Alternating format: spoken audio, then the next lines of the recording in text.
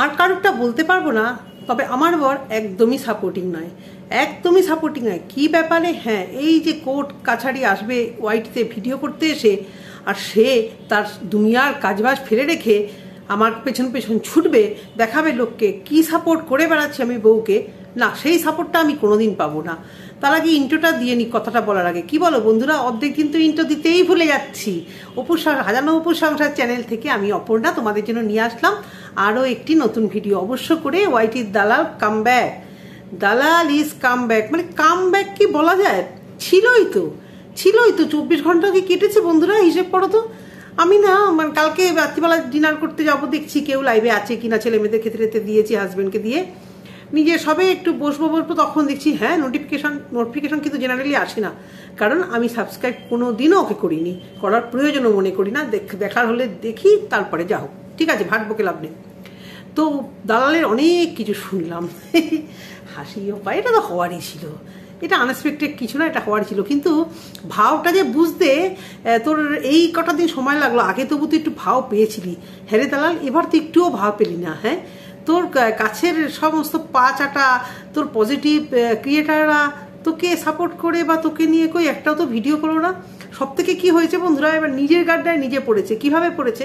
প্রত্যেকবার বলে তোমরা আমাকে বিরক্ত করো না, তোমরা কিন্তু আমাকে আর মানে জানতে চেয়েও না যে তুমি কোথায়, তুমি কেন ভিডিও করছো না। ঠিক এই জায়গাতে কালকে ও খেয়েছে বাস। হ্যাঁ, ওর একজন ক্রিয়েটার মানে খুব স্পিডে যে কথা বলে, তার চ্যানেলের নামঠাম বলছি না আমি, তো খুব স্পিডে কথা বলে, ঘুমন্ত জলনদীপ সব কিছু না, নখিল না, আরেকজন আছে মোটা সোটা মতো বেশ। তো সে দেখি ভিডিও করলো কি না, তোমরা যারা ওকে ভালোবাসো, হ্যাঁ, শয়তানকে অসভ্যকে ভালোবাসার লোক তো অনেক আছে, তারা কিন্তু আর ওকে ডিস্টার্ব করো না, তুমি আসো। আরে ও তো ভালো করতে গিয়ে খারাপ করে দিল। এবার দালাল দেখলো, কি ভগবান রে, এই দেখ দালাল, আমি রোস্টিং করছি তোকে নিয়ে, হেভি লাগছে না? হ্যাঁ, রোস্ট করবে বলেছে, তা তোর রোস্টিং আমি করে দিচ্ছি, তোকে নিয়ে রোস্টিং আমি করে দিচ্ছি। হ্যাঁ, তো কালকে ও এবার ভাবছে যে দূর বাবা, একটা ক্রিয়েটার তো কিছু ভিডিও করলো না, কেউ তো বলছে না, অর্ধেক ভিউয়ার্স তো সরেই গেছে। তারপর একজন যে ক্রিয়েটার, সে আবার কি ভিডিও করলো, নিজের জালে নিজেই ফাঁসলো।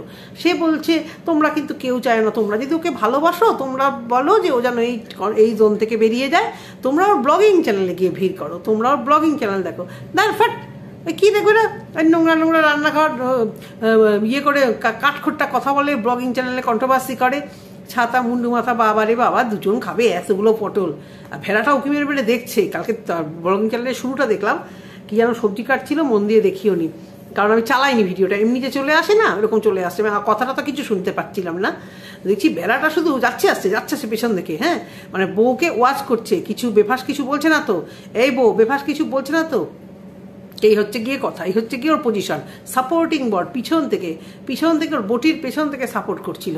অবশ্য সাপোর্টিংই, একটা যদি কিছু বলতো ওই আঁশ বটি নিয়ে একদম ঠাকাস, বললাম না, ওকে কোনো ক্রিয়েটার, কোনো বন্ধুরা যদি একটা চিমটি কাটেও বন্দুক নিয়ে এসে হাজির হয়, বুঝতে পেরেছ, সে আবার থাকবে শ্বশুর শাশুড়ি আর বরের সঙ্গে, যন্ত্রণা একটা। যাই হোক, একটু গামছাটা এখানে দিয়ে দিলাম, কেন কি আজকে চুলে হেনা দিয়েছি, বুঝতেই পারছো।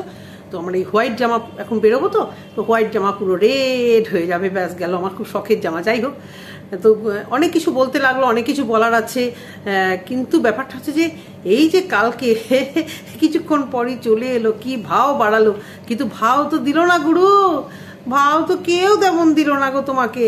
আর তোমাকে কেউ বললো না যে তুমি এসো, যেমন বলতি না MSLতে দাদা এসো, তোকেও বরণ ডালা নিয়ে বললো না দিদি ভাই এসো, সোনাদীপ ভাই এসো, তাই না? তো দেখলি যে না, বেকার, লাভ নেই।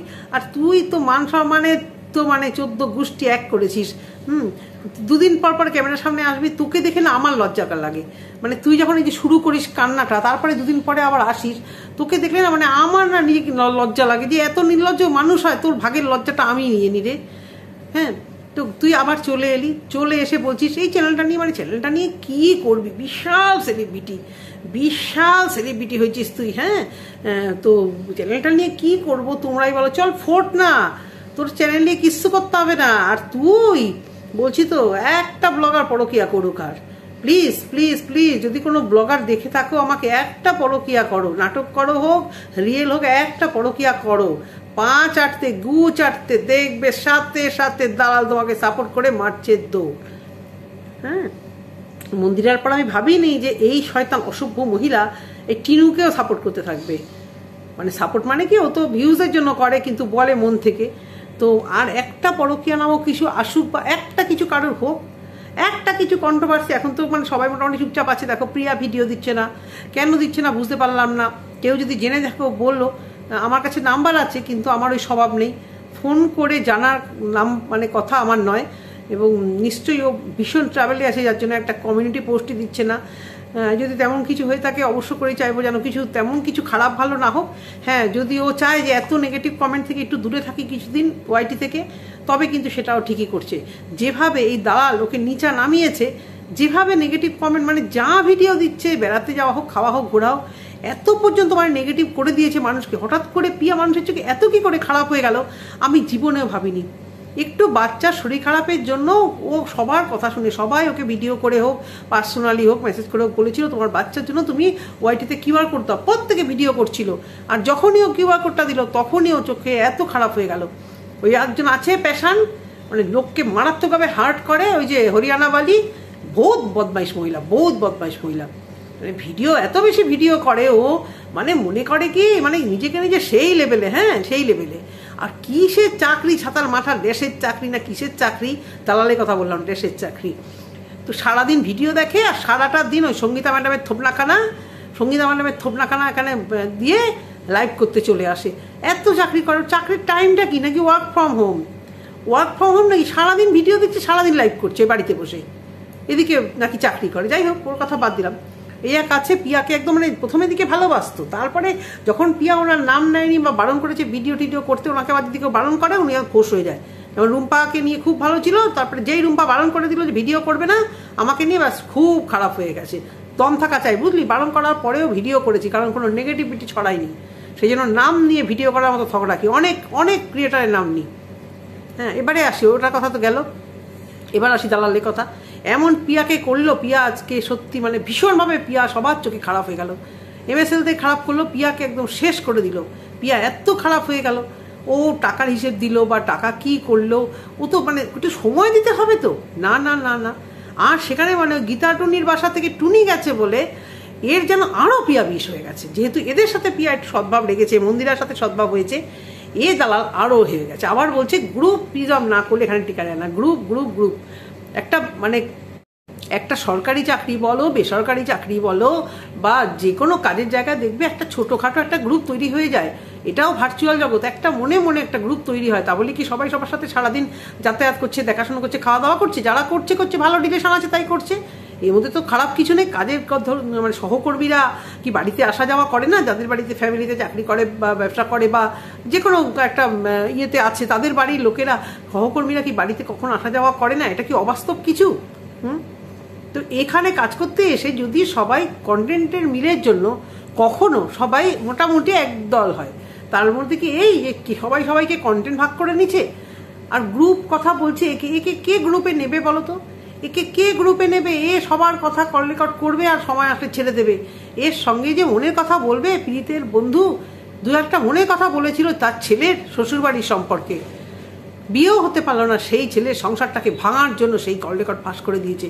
তাহলে এরকম বেঈমান বিভীষণ, ঘৎসত্রু বিভীষণ, হ্যাঁ মীর জাফরকে কে সহ্য করবে বলো তো? কে সহ্য করবে এরকম মানে তোমার যে ঘরের জিনিস নিয়ে, মানে ঘরের জিনিস মানে কেউ কিছু মানে বললে পরে সেই জিনিসটা গিয়ে অসময় বাস্ট করে দেবে, তাহলে একে মীর জাফর মীর কাসিম বলবে না তো আর কি বলবে? বলছে যে আমার নামে কেস কামারি, মানে বুঝতে পারছি শ্বশুরবাড়িতে একটা হয়েছে ভালো ঝামেলা, আর না হওয়াটা কি অবাস্তব কিছু? তো ও সেটাকে চাপান দিচ্ছে, চাপান দিয়ে বলছে না না আমি এখানে ভিডিও অন্যরকমভাবে করবো।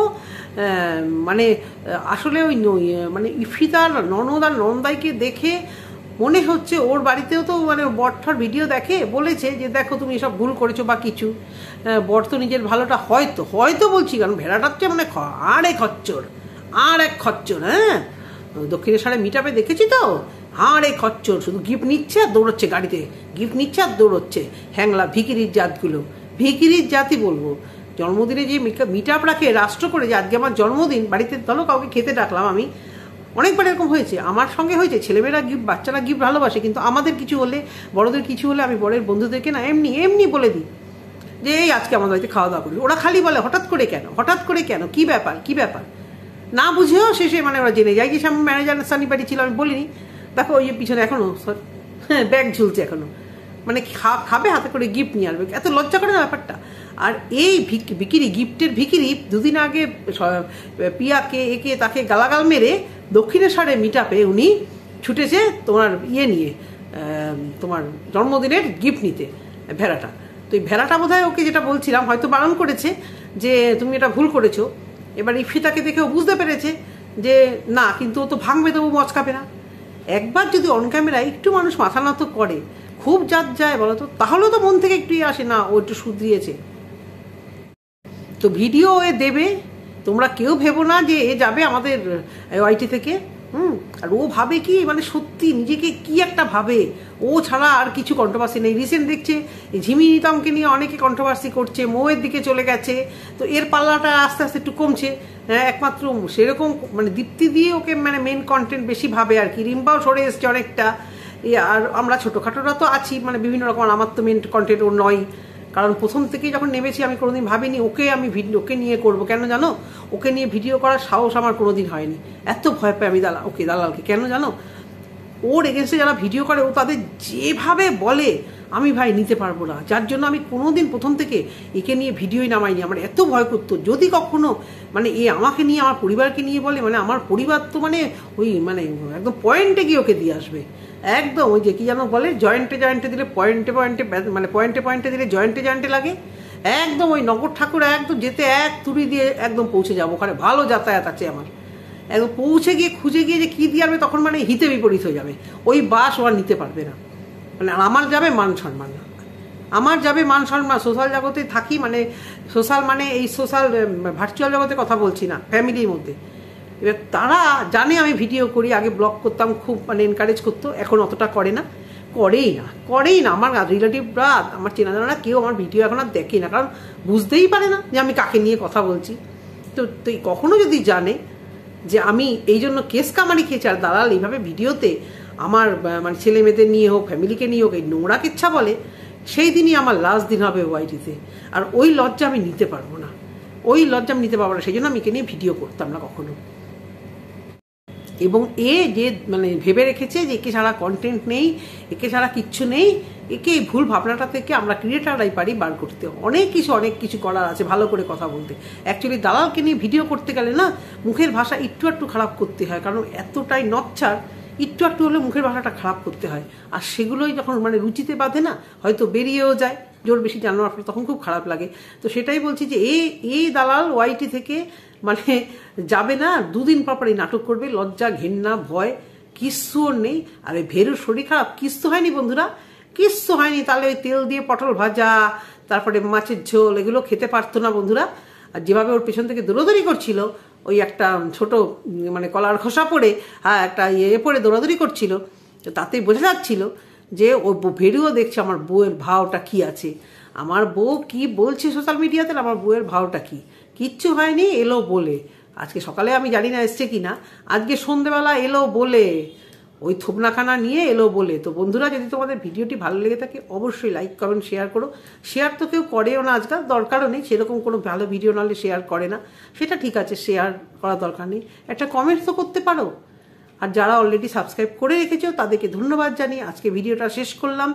আর সারওয়াত নাজমুল আছে একজন, আমার কি বলি বলো তো, এর নামটা যেহেতু মানে একদম আনকমন চোখে লাগে, নটাঙ্কি বলে একজন ছিল, থমস অ্যান্ড রোজেস দি চ্যানেলটা, তাকে এখন আর দেখি না কমেন্ট করতে। অনেকে আগে খুব কমেন্ট করতো, জানি না, একটু কমেন্ট করে বলো যে আমি মানে ঠিক দিকে যাচ্ছি না, ভালো ভিডিও হচ্ছে না খারাপ ভিডিও।